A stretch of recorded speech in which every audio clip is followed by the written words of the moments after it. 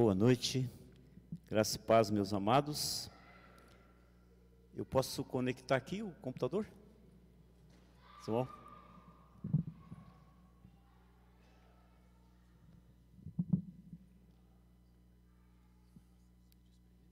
Sim? Eu posso falar primeiro. Tá, depois você conecta. Tá bom, tá jóia. Tá bom. Logo mais, na permissão de Deus, a gente está voltando para Anápolis. Não após o culto, após a galinhada. Que eu prometi para o irmão Renato que a gente vai participar da galinhada, né? Mas eu quero já deixar a minha gratidão, coração mesmo, pastor Pedro, Thaís, irmã Meire, com todo carinho, cuidado, que nos receberam. Tivemos tempo muito preciosos, coisa preciosa mesmo, que a gente leva no coração e guarda na boa memória, né? Mas também com outros irmãos. Eu vi que aqui é igual lá, anda de bando. Onde vai, um vai, vários, né? Isso é coisa boa, né? Então vai comer um lanche em um lugar, vai um grupo, vai almoçar, vai outro grupo, né? Termina aqui, o pessoal fica aí conversando e aproveitando mais um tempo da comunhão. Muito obrigado, igreja, pela sua participação ativa, preciosa em missões. Eu quero deixar uma palavra de ânimo para vocês. Essa é a boa parte. Não abra mão dela, né? Isso tem grandes resultados, benefícios aqui e galardões lá no céu. Não perca essa oportunidade, né? Isso a gente tem experimentado há anos. A gente sempre foi missionário desde que saiu de casa, mas nunca deixou de participar com missionários também, né? A gente compartilha do que Deus tem dado a cada um de nós também. Então, é um privilégio, não é um peso, não é uma obrigação, mas é um grande privilégio. Mas nós viemos aqui pela missão cristã evangélica. E a missão cristã evangélica é a missão da ICEB. Ela é jovem, ela tem só 10 anos, graças a Deus, ela já está em vários lugares, aqui no Brasil, entre os segmentos menos alcançados. Ela está na América do Sul, na América Central, está no norte da África, no leste europeu, no leste asiático, na Ásia Oriental. Nós temos irmãos longe de nós, né? Irmãos lá na Indonésia, do lado oeste e do lado leste, lá perto da Papua Nova Guiné. Temos irmãos na Índia, na Tunísia, no Japão.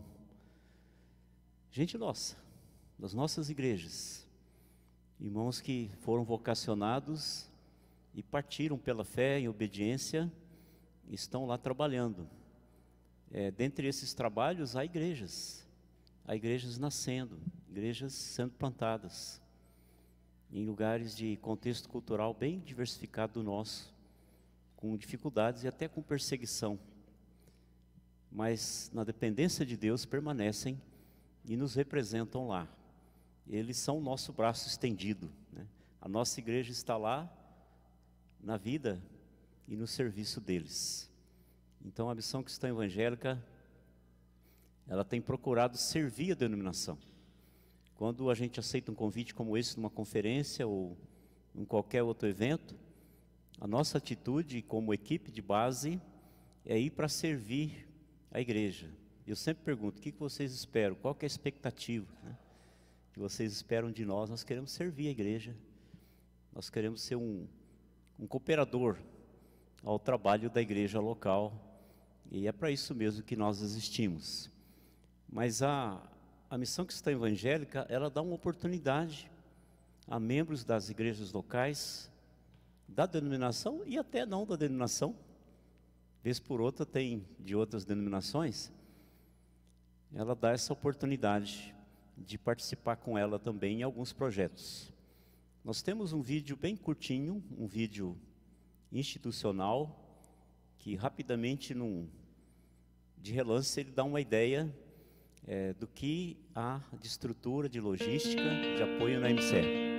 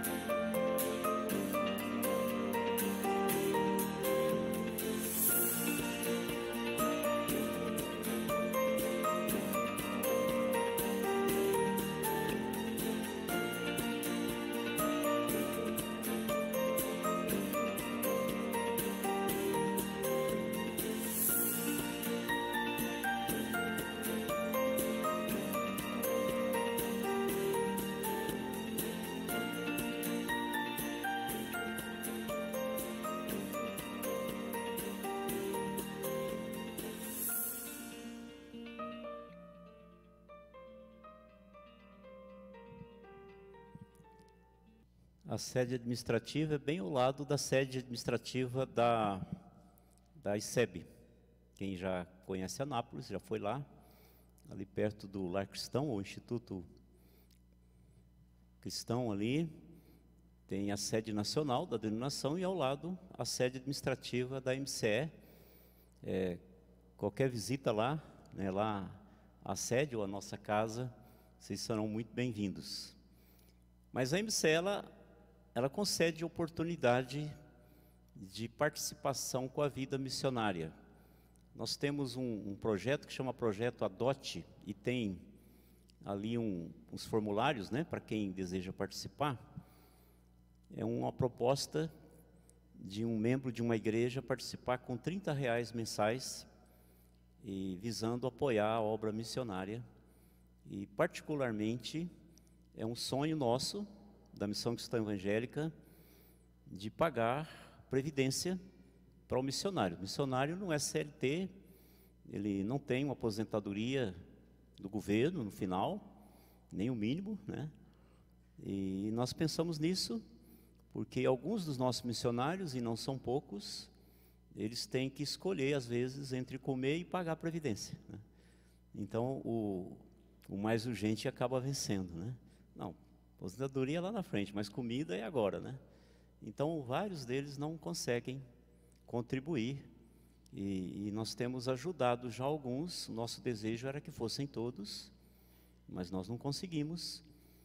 Então vários irmãos têm se associado a nós, e através disso nós temos conseguido pagar a previdência, para que um dia, que pode demorar um pouco, mas vai chegar, para alguns chega mais rápido, o missionário voltando do campo, ele tem alguma coisa, ele possa ter algum amparo, que às vezes não vai ter na família, que às vezes não vai ter de outra forma, mas ele vai estar amparado, assim como alguém que tem trabalhado, né, durante vários anos, e tem um socorro na idade que há mais gastos e precisa mais. Então ali perto da Ilmara, bem no escaninho ali atrás, você pode pegar a orientação com a Ilmara depois. Mas a Missão Cristã Evangélica também oferece uma oportunidade para uma ida ao campo missionário. Nós já fomos em alguns locais aqui no Brasil, de segmentos não alcançados, com ribeirinhos, com quilombolas, com indígenas, e desta vez será fora do Brasil, será no Paraguai. E para você entender um pouquinho o que é esse projeto missionário da ICEB, nós temos um vídeo do último projeto que foi no sertão, entre quilombolas e também no quilombo urbano, em Mirandiba, no Pernambuco. E há todo um treinamento, né, para evangelismo e discipulado, depois a experiência de campo e as conversões, os resultados. E desse último que estivemos lá, deixamos uma igreja plantada, né, uma igreja quilombola, e está reunida agora, quase terminando o culto deles, né. Conversei agora há pouco com a Ieda, que é uma nossa missionária lá, e eles já estão no culto lá, com uma igreja quilombola reunida, resultado do trabalho dos nossos missionários e do projeto que esteve lá, no começo do ano, em janeiro, com um grupo animado, precioso, de irmãos de várias igrejas, e tiveram uma experiência transcultural muito boa, uma experiência para a vida. E desta vez será no Paraguai, também em janeiro. Vamos ver, assistir esse vídeo sobre Mirandiba. Depois vai ser projetado um banner com o local e a data do próximo Promiceb.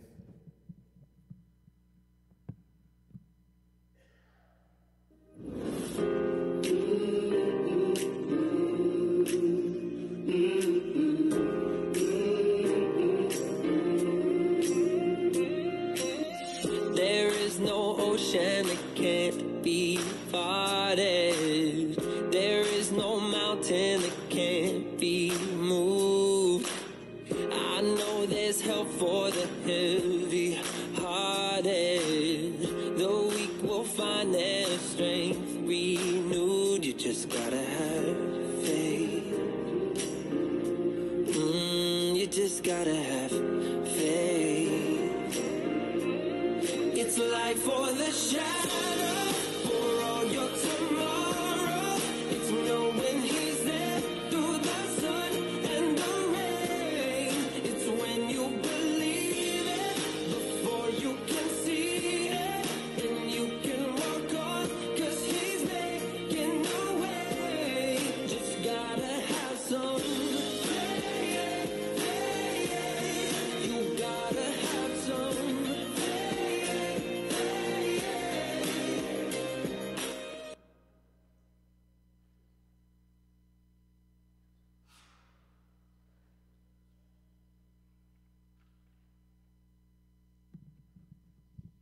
Por questão de logística, o número de vagas é bem menor.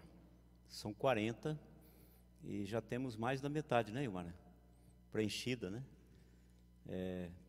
E nós nem demos muita ênfase. Agora que nós estamos falando mais, porque nós tínhamos um encontro de missionários, um congresso, e agora nós estamos dando atenção já. A cabeça nossa está no Promiceb em janeiro. Então, se há alguém interessado aqui da igreja, aproveita para pegar informações agora, né? E se deseja ir ao Paraguai, lá já existe um início de plantação de igreja. Nós temos um casal, o casal Velasquez, são venezuelanos que formaram no CTCEB no Brasil e foram enviados para o Paraguai, né? E a Keile, que é de uma igreja em Goiânia, brasileira, que faz parte da equipe, e já existe um grupo reunindo no apartamento do pastor Ángel Velasquez, né? E esse projeto é para dar um impulso, né? Uma consolidação desse trabalho. Nós já fomos lá numa visita técnica, então já há um preparo para receber o grupo que for lá em janeiro. Então, aproveitem bem. Projetou ali agora, né? 8 a 19 de janeiro. Como eu disse, é um período de treinamento, de evangelismo e discipulado. Depois, envolvemos propriamente no trabalho, o valor que vai cobrir toda a locomoção lá, né, de aeroporto para o local, para os locais de evangelização, comida, toda a alimentação, R$750. E além dessa despesa tem a passagem, né, que é daqui do Brasil para Assunção. O trabalho vai ser em Fernando de la Mora, mas também em São Lourenço e um pouco Assunção também. É a grande Assunção, é tudo junto, a metrópole ali, né, tudo ligado.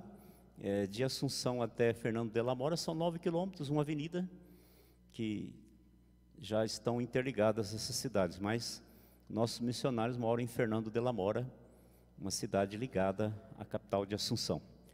Então, uma boa oportunidade para você ter uma experiência transcultural e cooperar na obra missionária junto à agência Missão Cristã Evangélica. Muito bem, agora nós podemos conectar aqui, né?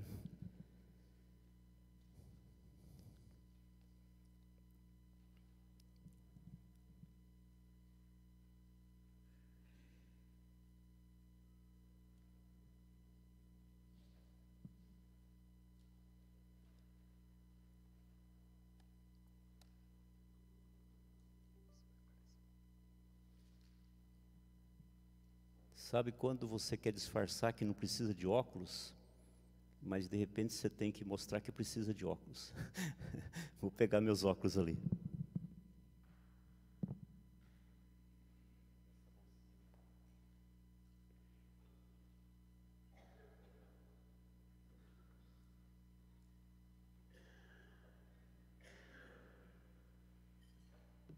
Mas eu só precisei depois dos 60, viu? Até os 59 estava bom.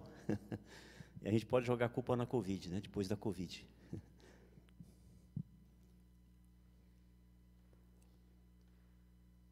Vamos achar aqui. Agora sim.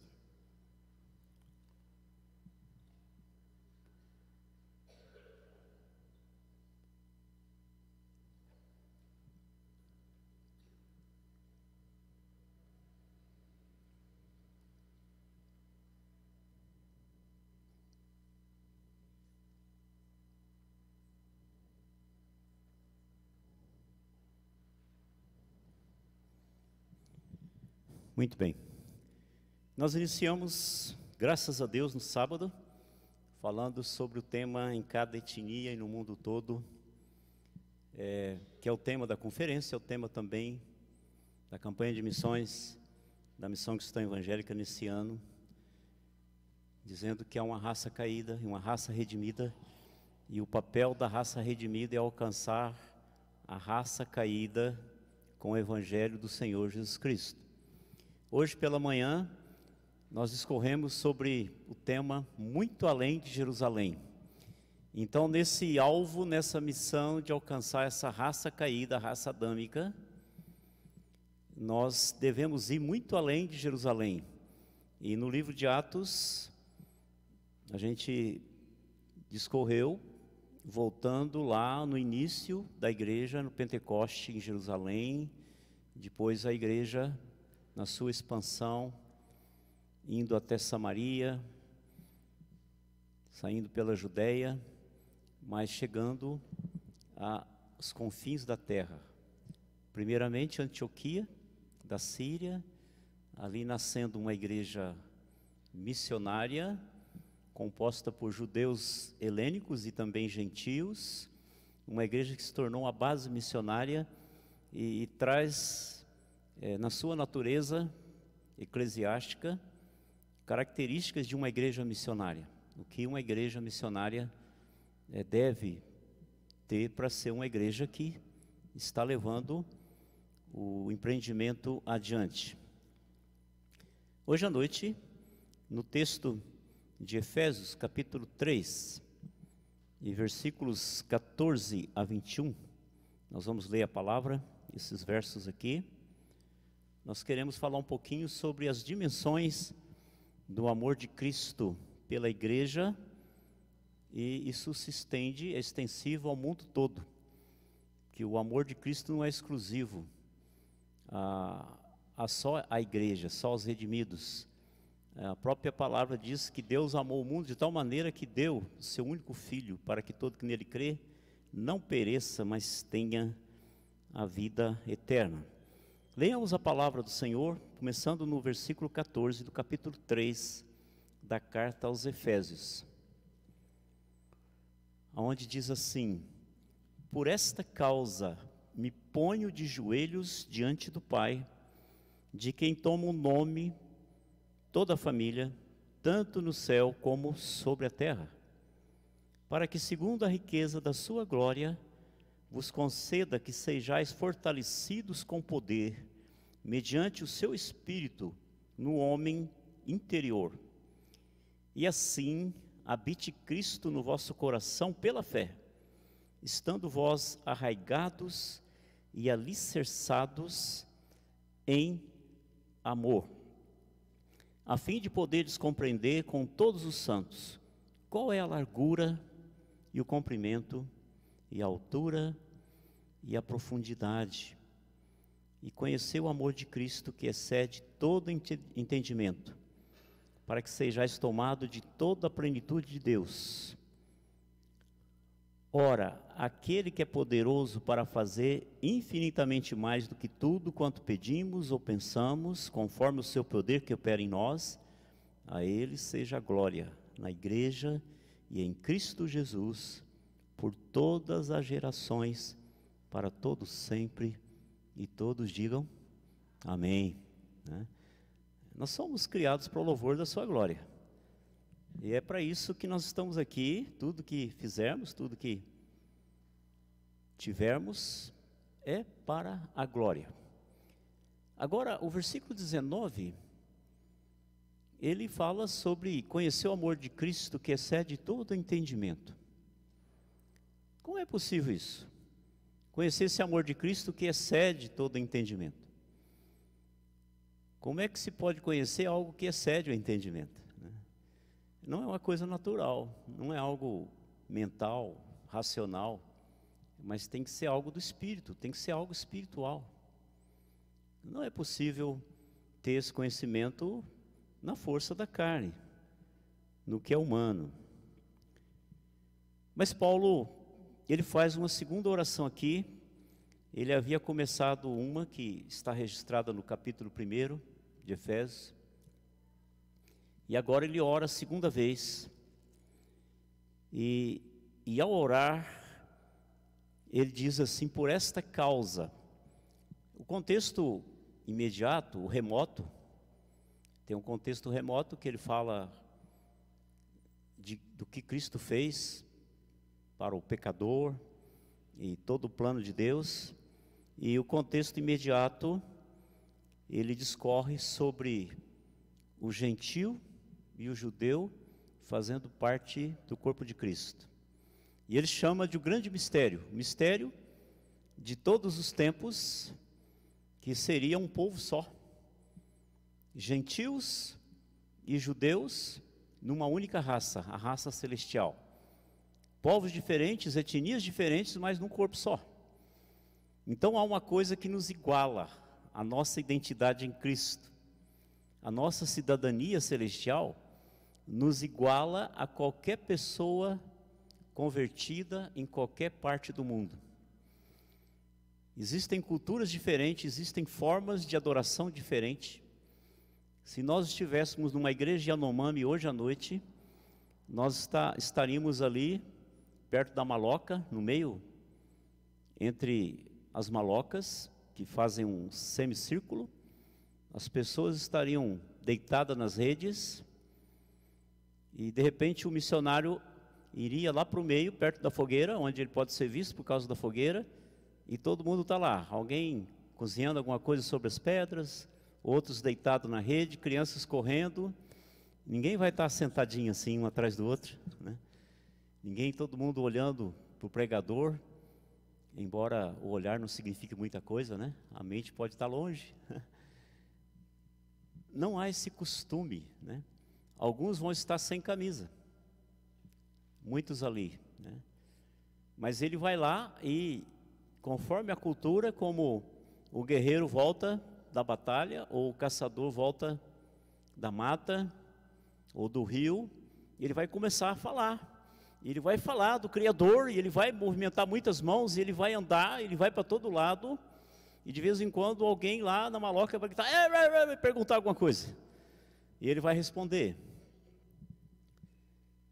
Mas há uma igreja Yanomami, como há uma igreja Wayampi, e eu estive lá, e os vi adorando a Deus, e vi a complexidade daquela cultura. Fiquei impressionado quando na casa do missionário, uma indígena veio com os filhos pequenos, aí sentaram num banco assim, sentaram todos num banco de madeira, conversaram muito, eu não entendi nada, porque falaram tudo na língua Yampi, isso é lá no Amapá, né? Serra do Navio. E depois que saíram, falaram tchau para o missionário. A mulher pegou um pano que ela estava assim, ela estava com um bebê do lado assim, carregando um bebê num pano, e mais 3 crianças. Aí ela foi no banco e abanou o banco com o pano. A gente está atento, né, a fatos culturais, mas fica imaginando, por que ela abanou o banco, né? Ela está esfriando o banco para outro sentar, né? Aí depois eu perguntei para o missionário, por que ela fez isso? Ela falou assim, não, porque os filhos dela ainda são pequenos e a alma não grudou ainda nas crianças. A alma desgruda da criança. Então, ela não pode levar as crianças e a alma ficar. Porque se as crianças forem e a alma ficar para trás, a criança vai adoecer e vai morrer. Então ela tem que, quando vai num lugar diferente, ela manda a alma ir junto, né? Ela estava dizendo, agora vamos embora, né? As crianças e a alma também, né? Talvez você pense assim, mas que conceito errado esse, né? Sim, que lógica tem isso? Como é que a alma desgruda e gruda na criança, né? Tem uma certa idade. Será que nós não temos essas coisas também? Parecidas, né? No nosso meio, né? Aí com toda a tecnologia, pessoas acreditando em tudo quanto é coisa, mal olhado, azar, sorte, horóscopo, né? Não fazer determinadas coisas em tais dias, medo de mortos que supostamente voltam, e tanta coisa mais, né? Então sincretismo, superstição, existe em certo potencial em cada lugar. Mas lá existe um povo também servindo ao nosso Deus. E Paulo, ele faz essa oração, dizendo assim, por esta causa me ponho de joelhos diante do Pai. Eu quero enfatizar um pouco agora sobre a oração. A gente não entendeu ainda, eu estou me incluindo, e se alguém é exceção, não se inclua, né? Mas a gente não entendeu o poder da oração. A gente não entendeu. Talvez porque a gente nem entendeu, de fato, o que é oração.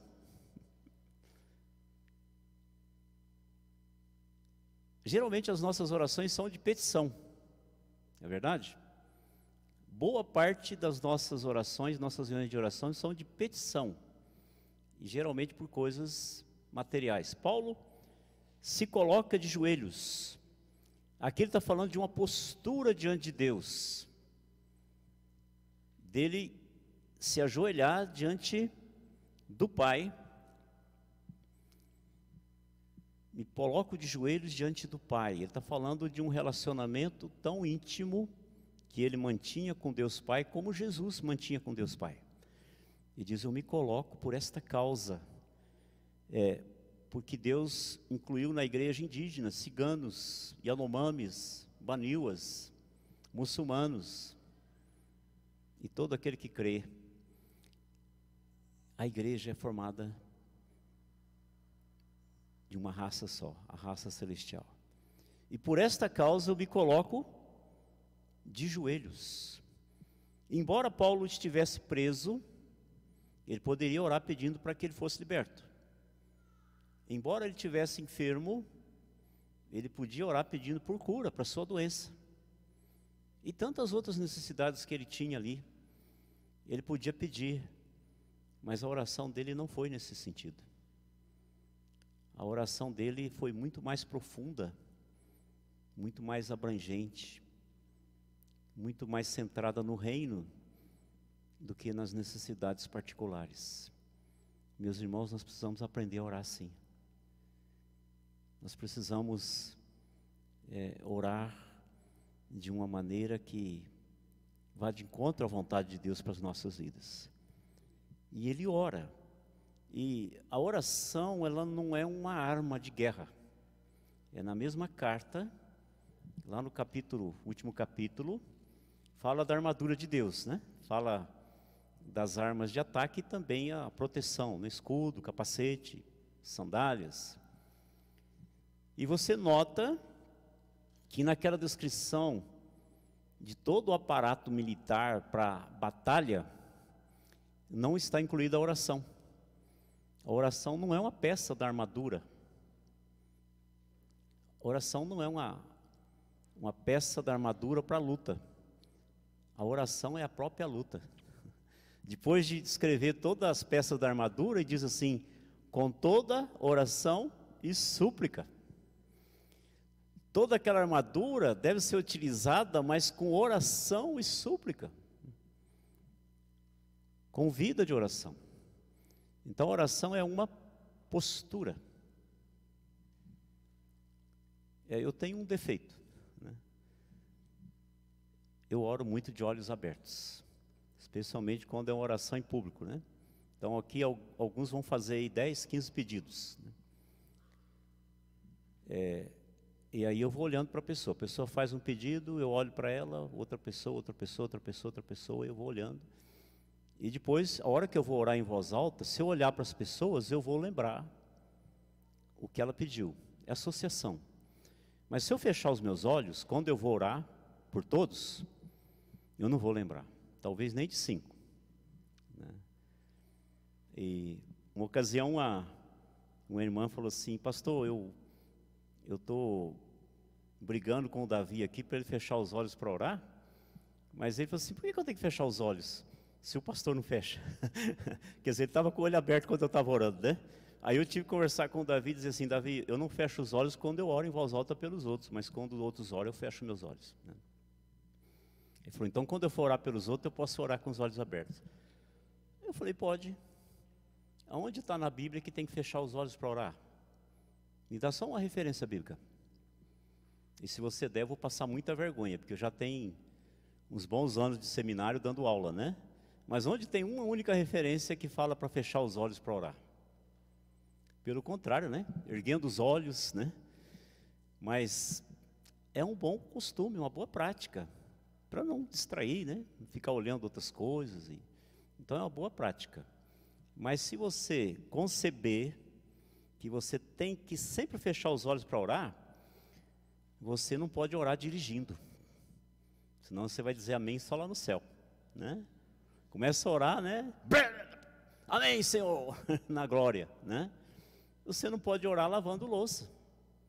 Não pode orar estendendo roupa, fazendo comida. Os irmãos estão entendendo? Orar sem cessar. Então haverá um momento de fechar os olhos, mas haverá um momento de orar com os olhos abertos, para orar mais, insistentemente, constantemente. Mas orar é uma postura do Espírito, que pode se revelar numa postura também do físico, né? No caso aqui, ele se colocou de joelhos, mostrando o que estava acontecendo por dentro. Mas oração não é uma peça da armadura da guerra, mas a oração é a própria guerra. Oração e súplica. E Paulo diz: por essa causa me ponho de joelhos diante do Pai. Quando a gente ora, há uma intimidade, uma conexão com o Pai. Nós colocamos o Pai na questão. E ele diz: de quem toma o nome toda a família, tanto no céu como sobre a terra. Todos pertencem a Ele. É a família de Deus. Para que, segundo a riqueza da sua glória, aí ele diz assim: vos conceda que sejais fortalecidos com poder. O primeiro motivo da oração dele aqui é para que os crentes fossem fortalecidos com poder. Poder do alto. Poder do Espírito Santo. Mas esse poder já não está em nós? Embora cada crente já tenha em si a habitação permanente do Espírito Santo, nem todos são cheios do Espírito Santo. nem todos são dirigidos pelo Espírito Santo. E Paulo está pedindo desse poder dominador, desse poder controlador. Enchei-vos do Espírito Santo. É uma oração muito justa e muito necessária. Que você ore pelo seu irmão, você ore pela sua esposa, pelo seu esposo, pelos seus filhos, para que eles estejam cheios do Espírito Santo. É claro que isso vai envolver um andar, né, na pureza moral, na presença de Deus, na santificação, cheio da palavra, mas é uma oração justa de ser feita. E ele faz essa oração para que sejam fortalecidos com poder pelo Espírito Santo. Já pensou essa oração sendo feita repetidamente?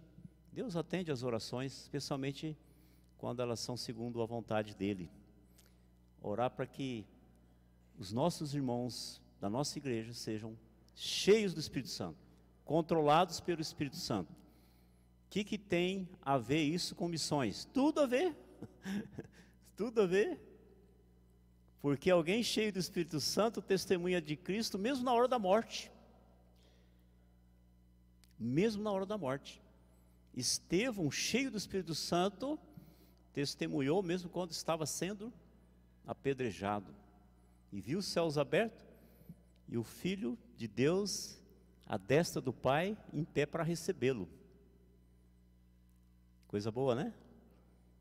Essa é uma passagem, não única, mas uma passagem que comprova que imediatamente após a morte física do crente, o seu espírito vai estar com o Senhor Jesus. Não tem gavetão, não tem sono da alma, não tem pijamão aguardando a ressurreição. O espírito imediatamente para a presença de Deus, o corpo para o pó, né?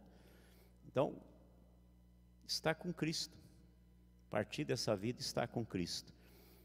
Mas alguém cheio do Espírito Santo, ele testemunha até o final da vida. Nós tivemos um missionário no passado, Paulo Korenchuk. Ele teve leucemia e ele estava já no leito da morte, no hospital, e ele testemunhou. Alguns médicos e enfermeiros creram, e bem perto já da sua partida, ele conversando com a esposa, Lídia Korenchuk, tinha um filho, Cláudio, da menina, e ele disse para ela assim, isso é ouvido da dona Lídia, ela contando, que ele disse assim, olha, eu te amo muito, eu amo muito o nosso filho, eu queria vê-lo crescer, mas o que Deus me mostrou, que está me esperando lá, é muito melhor do que tudo isso, melhor que a esposa, melhor que o filho, melhor que a vida. Agora, o que ele viu? Nunca ninguém vai saber, só na eternidade, né? Será que estava falando da palavra? Será que estava falando de algo que Deus mostrou para ele? Foi com ele, né? Mas ele foi com essa segurança de que estava indo para a casa do Pai. Irmãos, nós estamos indo para a casa do Pai. Eu não sei qual que é a tua senha, também não sei qual é a minha. Talvez alguns tenham uma senha que já vai ser chamada logo, né? A nossa esperança é o arrebatamento, mas se for a morte física, nós estamos indo para a casa do Pai.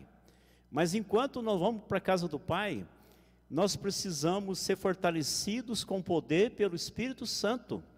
É isso que diz aqui no verso 16, fortalecidos com poder mediante o seu Espírito no homem interior. E esse fortalecimento, ele opera uma transformação. A transformação não é de fora para dentro, a transformação é de dentro para fora. É assim que acontece. E Paulo, ele se coloca de joelhos por essa causa, para que eles fossem fortalecidos no homem interior.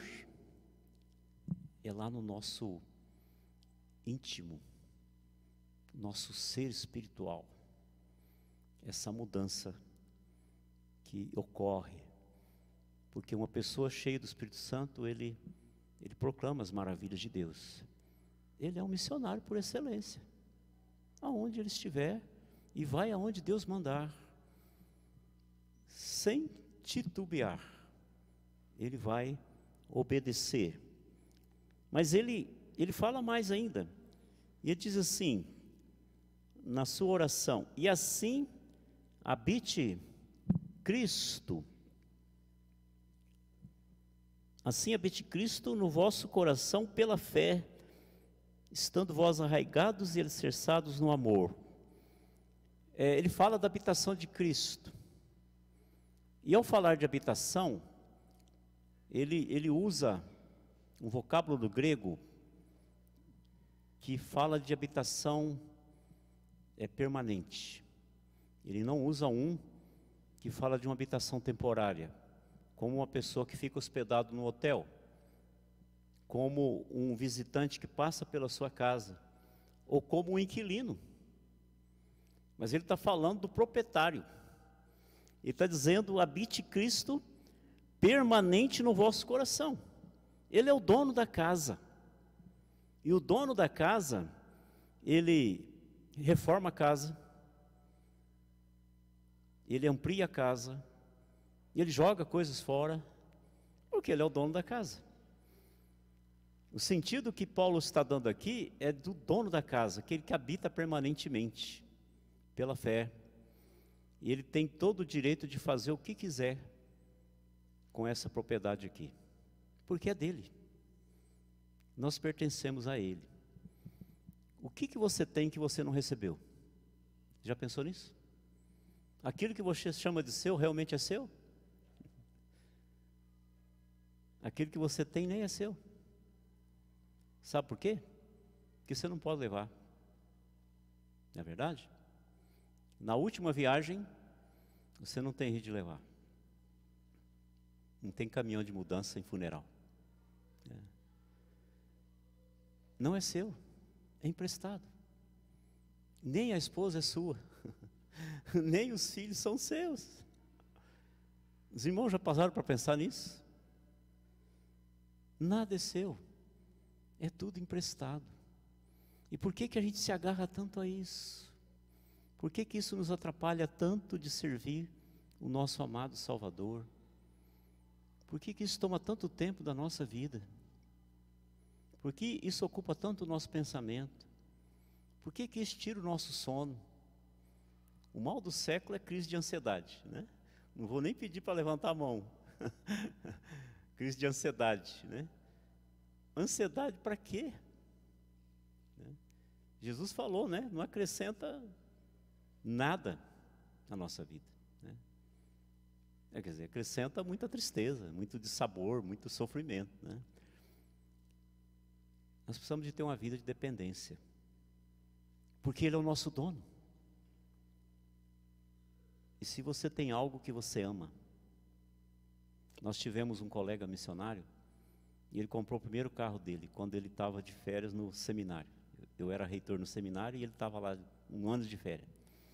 Aí ele comprou um carro, um Corcel. Quem quer um Corcel hoje, né? Mas ele comprou um Corcel verde claro. Todo dia esse homem estava lá alisando o carro, né? Ele lavava e passava coisa no pneu e aquele negócio, porque o coração dele estava naquilo, né? Arrumando, cuidando, né? Jesus nos ama. Ele é dono da nossa vida. Vocês duvidam que Ele cuida da melhor maneira possível? Eu não duvido. Então por que eu vou ficar preocupado? Na pior hipótese, eu vou morrer com uma doença, né? Um acidente ou qualquer coisa. E eu estive bem perto disso algumas vezes, né? Mas Deus deu uma paz tão tranquila. Paz tranquila é boa, né? Me deu tranquilidade e paz, né? Que eu estava pronto para ir, né? Não ia vê-la mais, né? Só no celular, porque estava com Covid ali, para morrer no hospital, né? 15 dias ali, 70% pulmão tomado, 63% de saturação, e na crise da Covid, UTI lotada, não tinha esperança de ir para a UTI. Foi uma noite bem terrível e muitos dias eu saí do hospital com 82 de saturação. Podia nem ter saído, mas mandaram para casa. Mas Deus deu uma paz tão assim, uma paz, uma tranquilidade, dizendo: eu vou para casa. Ou eu vou para minha casa uma quadra aqui para baixo do hospital, que eu moro bem perto do hospital, né? Ou eu vou para a casa celestial. Então, para que se preocupar? Se você se preocupa, se é um problema sem solução, para que se preocupar? Não tem solução. Mas se o problema tem solução, para que se preocupar? Tem solução. Né? Então a gente peca por não confiar mais em Deus.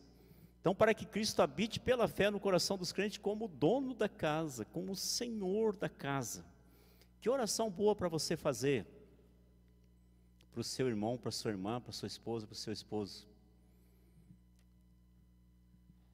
Quem sabe ele vai ser desmamado do seu ansiolítico, né? Parar de tomar aquele remedinho todos os dias. Né? Eu sei que existem aspectos físicos, né, orgânicos, que também influenciam, né? Mas eu estou falando daquela inquietação, né?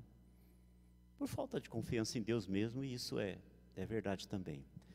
Então, habite pela fé no coração dos crentes. Mas ele faz mais uma apresentação aqui diante de Deus, para que os crentes, para que eles estejam arraigados e alicerçados em amor.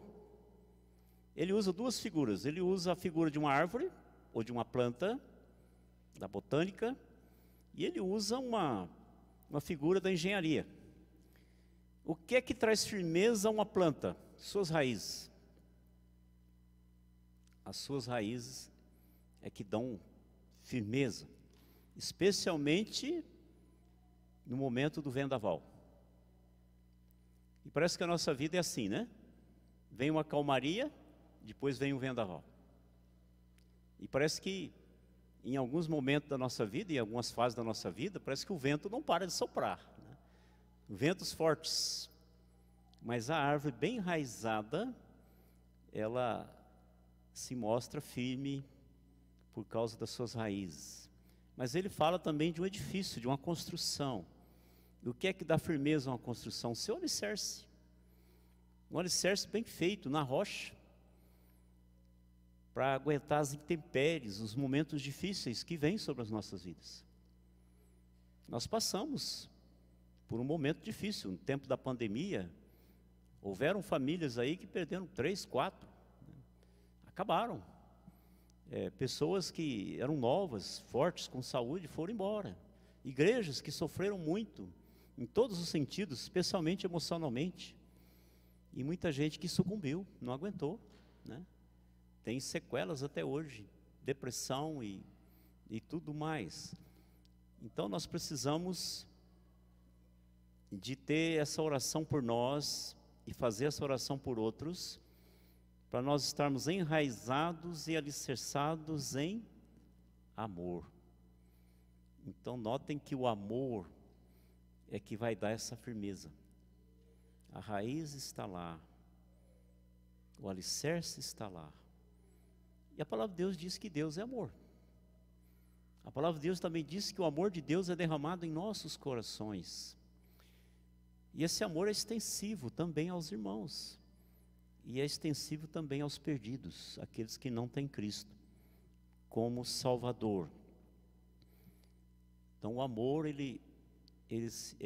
essa liga, esse elo, que nos dá essa segurança e essa dependência também. Oremos para que as pessoas estejam enraizadas e alicerçadas em amor. O amor cobre multidão de pecados, né? Quantas vezes nós temos que perdoar? Não é verdade? Nos nossos relacionamentos. Nós chegamos numa igreja em que houver assembleia que nunca acabou, pastor. Imagina? Eu lembrei do tempo da igreja batista, sabe? Mas na cristã evangélica eu não imaginei que tinha também, né? Embora a igreja estivesse fora da cristã evangélica por um tempo. Uma assembleia que nunca acabou, né? O povo saiu, né? E não teve jeito de acabar. E a gente tentou, né?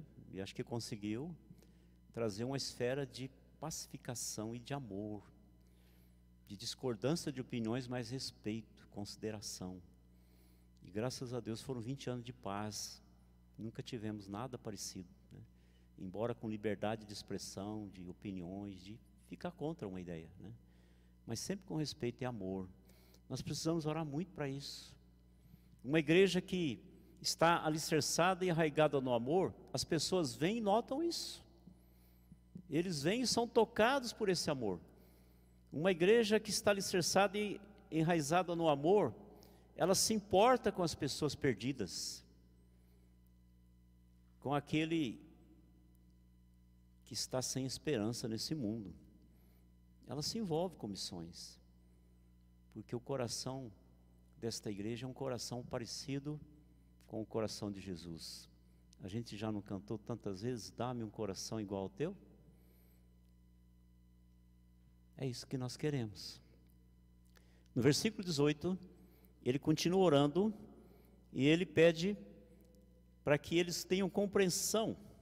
E é interessante que aqui é uma compreensão experiencial.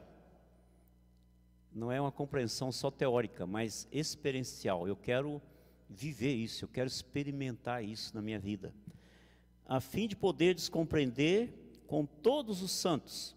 É um pedido coletivo, é para a igreja, para todos os irmãos na fé. E ele faz esse pedido para que tenham compreensão com todos os santos das dimensões do amor de Deus, do amor de Cristo, e vivencialmente, com todos os santos, qual é a largura desse amor. O amor de Deus, o amor de Cristo é tão largo, que abarca, que inclui todos os povos, dos mais detestáveis possíveis. Nós temos uma missionária na Romênia, esteve conosco, ela está aqui indo do Brasil, ela veio para o nosso retiro de missionários, participou do congresso, e está lá ainda em Campinas, né? A igreja que ela é membro, a igreja cristã evangélica de Campinas, por uns dias, e ela está na Romênia, é companheira da Iliete, que vocês viram aqui, né? A Ana Lídia, ela está trabalhando com ciganos. De vez por outra, eu tenho conversado com ela, e agora pessoalmente, nós tivemos uma conversa lá durante o retiro, e perguntei quais eram as maiores lutas dela, né?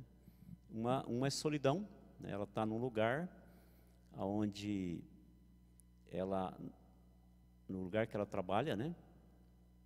Ali com o ministério, é a única brasileira, tem uma outra brasileira que está lá, mas não tem o mesmo ministério, conversa um pouco, mas ela tem saudade de ouvir português, ela tem saudade de falar de coisas do Brasil. Então a solidão é uma luta, mas a outra luta que ela tem é a cultura romena. A Romênia é a Europa pobre, né? E ela trabalha com ciganos, e aspectos da cultura que são muito agressivos, muito difíceis de lidar, né? Um deles é a violência doméstica, né? Sim, marido bater em mulher é coisa normal, né? É tipo assim, já te bati hoje? Não, então vem cá, né? Então as mulheres aparecem todas machucadas, né? E ela sabe que o marido bateu mesmo, né? Maldade com os animais também, né? Maltratar os animais é coisa normal. Chutar o cachorro, prender, né? Deixar passar fome, né? Talvez na nossa realidade nós ficamos mais escandalizados com essa segunda que com a primeira, né? Estamos maltratando os pets, né? Mas as duas são terríveis, e a primeira é pior, né? Maltratar a esposa é muito pior, não tem nem comparação. Mas inclui os ciganos também, e há convertido entre eles. Então até um povo difícil de ser amado com o nosso amor natural, na dimensão do amor de Cristo, eles podem e devem ser amados por nós, até os nossos inimigos, aqueles que nos perseguem. Mas também ele deseja que eles entendam, ele diz aqui, qual é a largura e o comprimento. O amor de Cristo vai até os confins da terra. E quando a gente pensa em confins da terra, a gente pensa em um lugar bem longe, né? Lá nos confins, bem longe. Mas confins da terra, missiologicamente, biblicamente, é um lugar onde tem um povo não alcançado. Isso pode ser o Brasil, os indígenas, né? Às vezes o lugar mais longe é um lugar já cristão, mas há lugar longe também onde o evangelho não chegou. Então, onde há um povo não alcançado é o confins da terra. Na nossa realidade brasileira, o confins da terra é muito perto, né? Está aqui no Vale do Javari, no Parque do Xingu, na selva amazônica, na beira dos rios, nos quilombos, o povo não alcançado com o evangelho do Senhor Jesus Cristo. Então ele estende até os confins da terra. É preciso de uma ação espiritual para nós termos essa visão e não sofrermos de miopia espiritual, não conseguir enxergar longe, só enxergar perto.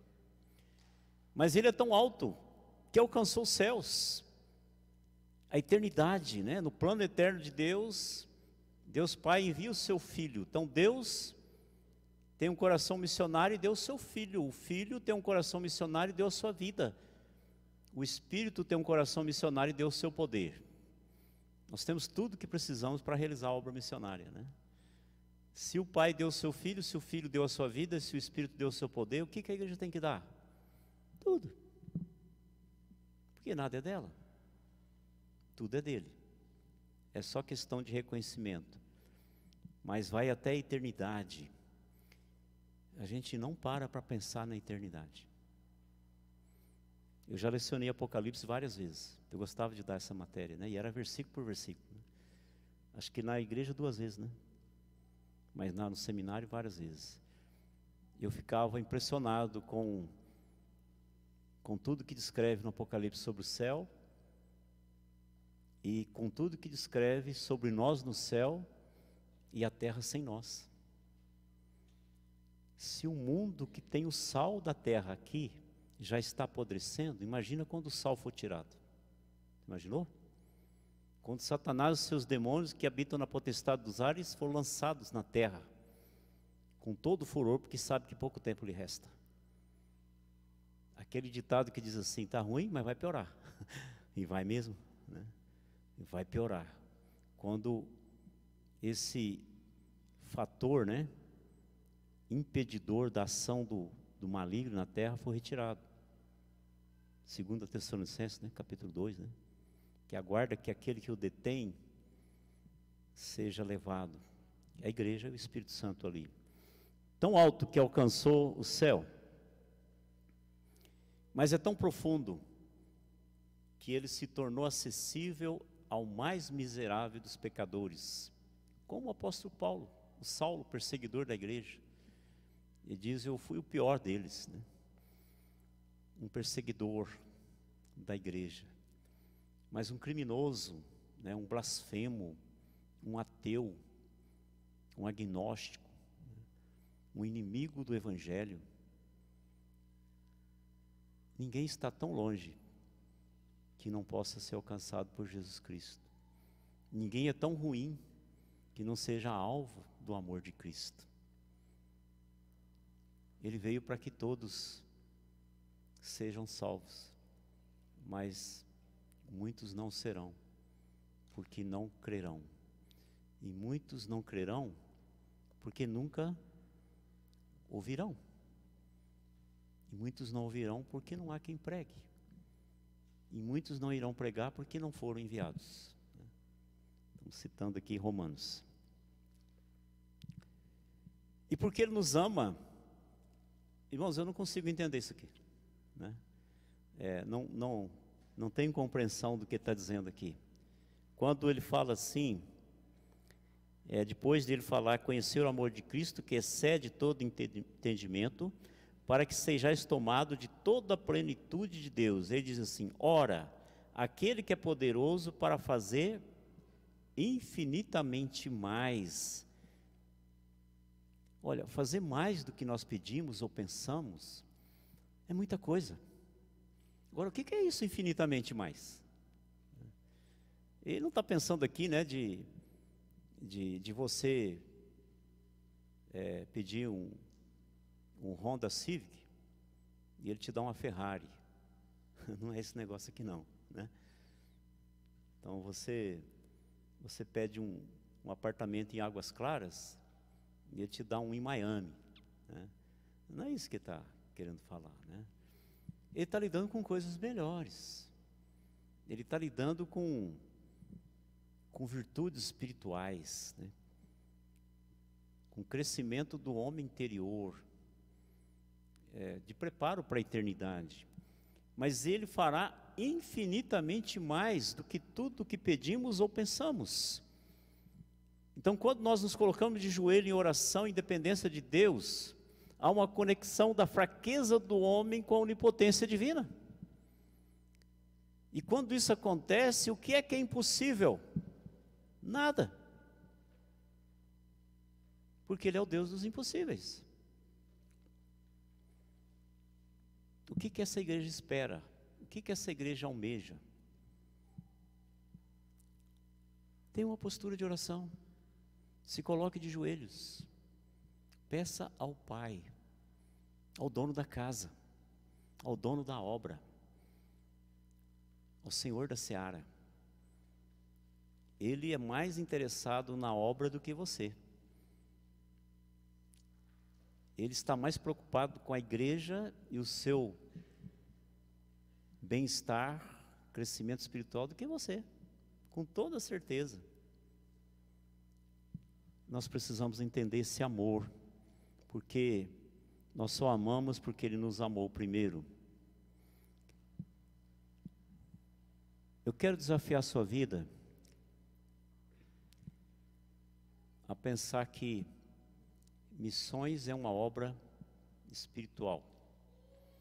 Deus não vai fazê-la com um povo que não seja santo. Aquilo que é espiritual só é feito por quem é espiritual. E nós precisamos de uma postura de oração, de uma entrega, de uma confiança, de deixar Ele fazer aquilo que Ele quer fazer e que a gente não consegue fazer. Mas Ele vai fazer além de nós e apesar de nós também. Amém? Vamos orar, meus irmãos? Nosso Deus e Pai, gratos somos, porque a obra é Tua, a igreja é Tua, a vida, a nossa vida é Tua, tudo é Teu. Nos são emprestados, nós devemos ser bons mordomos. Não há uma outra razão de existência nessa terra senão a Sua glória. Não há outra alternativa senão fazer a Tua vontade. Como igreja do Senhor Jesus que somos, nós pedimos, ó Deus, que o Senhor nos encha com o Espírito Santo, nos enraize e nos edifique em amor. Nos dá uma compreensão desse amor divino que excede todo entendimento e uma confiança de que o Senhor mesmo fará infinitamente mais de tudo que pedimos ou até mesmo pensamos. Abençoa esses irmãos que se reúnem aqui nessa igreja cristã evangélica Betel. Abençoa cada um, que haja um desejo profundo e real de consagração, de entrega, de chegar diante do pastor, diante da liderança e dizer: olha, eu não quero apenas esquentar os bancos, eu não quero apenas fazer volume, eu não quero apenas ser um nome no hall de membros, mas eu quero ser um servo, eu quero ser um cooperador, eu quero trabalhar, eu quero servir, eu quero ser usado por esse Deus tão amoroso que deu seu Filho para me salvar, por esse Cristo tão amoroso que deu a sua vida para me salvar, por esse Espírito Santo Consolador que me ampara em todos os momentos, que me consola, que dirige a minha vida. Eu quero fazer diferença, eu quero brilhar como uma vela que ilumina e se desgasta até desaparecer. Eu quero me gastar na Tua obra, eu quero me gastar no Teu serviço. Senhor, fala ao coração, faça essa obra em cada um, ó Deus, para a tua glória, para que a tua igreja avance, para que os confins da terra sejam alcançados, para que cada etnia e o mundo todo ouçam que há salvação em Cristo Jesus. E é em nome dele que nós oramos. Amém e amém. Obrigado, queridos.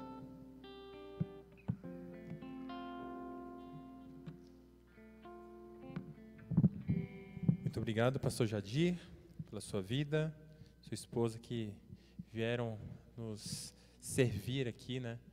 E foi muito bom, pode ter certeza que a nossa igreja foi impactada. Alguém pela manhã esqueceu um celular, tá? Então, se essa pessoa pode me procurar, que a gente vai devolver para você. Agradecer a todo mundo que participou, cantina, os estandes ali atrás, aqueles que serviram nas cantinas, aqueles que ajudaram a prender as bandeirinhas aqui, o Anderson, muito obrigado. E chamar o pastor aqui na frente para fazer a oração final, orar pela vida do pastor Jadir e sua esposa. Graças a Deus, obrigado pastor Jadir, Marli também, pela disponibilidade de estar aqui com a gente, que essa igreja possa estar presente aí, quem sabe no próximo ano, né, na comemoração lá do aniversário da MCE, possamos estar juntos, né, também lembrando então que a nossa denominação tem uma agência missionária, entre tantas outras, nós temos também uma agência missionária, devemos orar para que ela prospere e se desenvolva e possa instruir e guardar bem cada um dos missionários. Que Deus abençoe os nossos irmãos aqui. Quero convidar a igreja então a se colocar em pé. Depois, você que vai participar da nossa cantina missionária, a saída é aqui por esse corredor aqui, ó. Nesse corredor, você pode desfrutar ali de uma galinhada e aí vai estar contribuindo com missões, tá bom? R$15, vai tudo para missões. Se você deseja também ofertar para a nossa campanha de missões, lá naquele quadro verde no final tem um QR Code que você pode também participar também, né, ter o privilégio de participar. Oremos então. Mais uma vez, Senhor, nós te agradecemos por tua fidelidade, pela tua graça que nos alcançou, e quando olhamos para o teu sacrifício naquela cruz, nós só podemos agradecer por tua fidelidade, por tua entrega total em nosso favor, quando nós ainda éramos pecadores, quando ainda estávamos perdidos, o Senhor nos alcançou, e ó Deus, nós queremos te servir com tudo que temos, com tudo que somos, porque tudo vem de ti.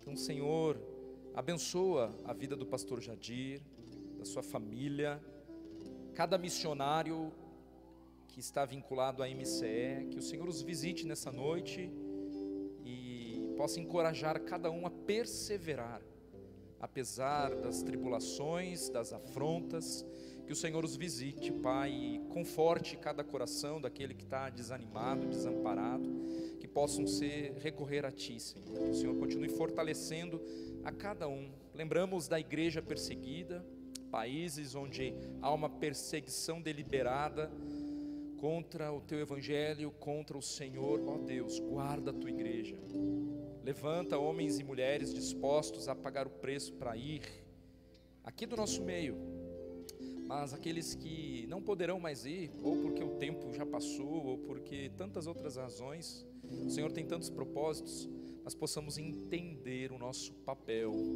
clamando, intercedendo, enviando, sustentando. Então, Deus, que esta igreja possa entender do teu Evangelho a cada dia, e assim, Senhor, será tão fácil, tão mais fácil cumprir com a missão que o Senhor nos deu. O Senhor é quem nos ordenou, o Senhor é quem tem toda a autoridade, nos deu essa ordem. Possamos ser achados pelo Senhor em fidelidade, tirando os olhos de nós mesmos, porque a missão que o Senhor nos deu é uma missão que tira os olhos do próprio umbigo e olha para fora, e olha para o outro com compaixão, com misericórdia. Então, Senhor, nos perdoe pelo nosso egoísmo, por uma vida muitas vezes autocentrada, focada em nós mesmos, no aqui e no agora, quando perdemos a perspectiva da eternidade. Ó Deus, nós pertencemos ao Senhor, não permita que a gente viva uma vida medíocre, tendo recebido tanto do Senhor. Então, Senhor, nós clamamos assim mais uma vez, como já oramos aqui. Por favor, Senhor, nós clamamos pelo Teu santo nome, Senhor Jesus. E que a graça do Senhor Jesus, o amor de Deus o Pai e as consolações do Santo Espírito esteja sobre a igreja do Senhor Jesus Cristo, que se reúne aqui e ao derredor desse mundo, não só agora, mas eternamente. Amém e amém.